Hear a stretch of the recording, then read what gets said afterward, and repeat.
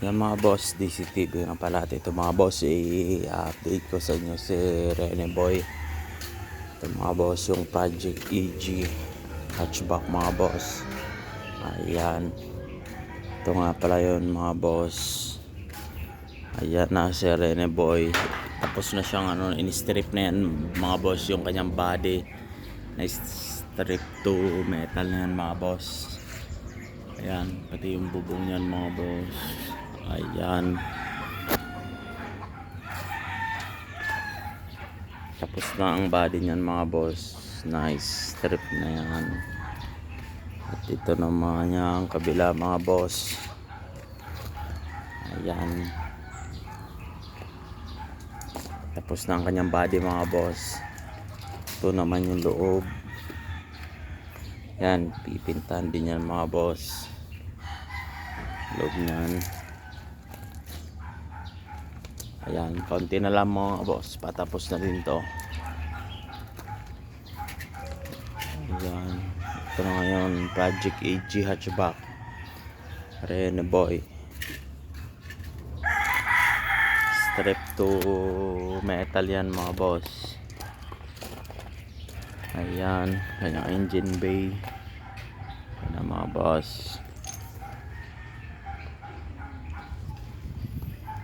Ayan, konti na lang matatapos na.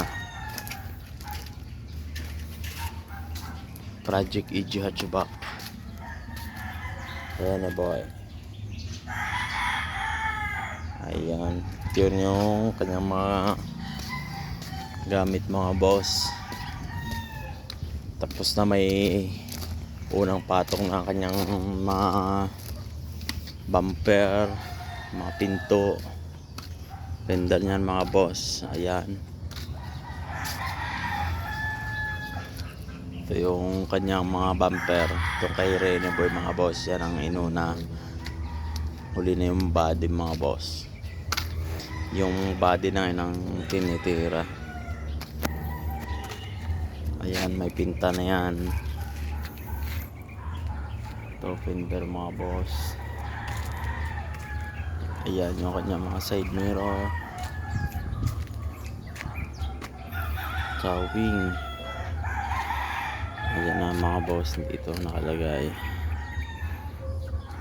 mga body parts ni Rene Boy. Ayan, konting-konti na lang mga boss, matatapos na yon. Ayan, may isa pang bubuin dyan mga boss, maganda din yan mga boss. Ortia naman, kakaiba din to mga boss pagka nabuo. Ortia. Ayan mga boss, sa susunod ulit date ko lang kayo pagka nakulayan na ang body ni Rene Boy. Yan, maraming salamat mga boss.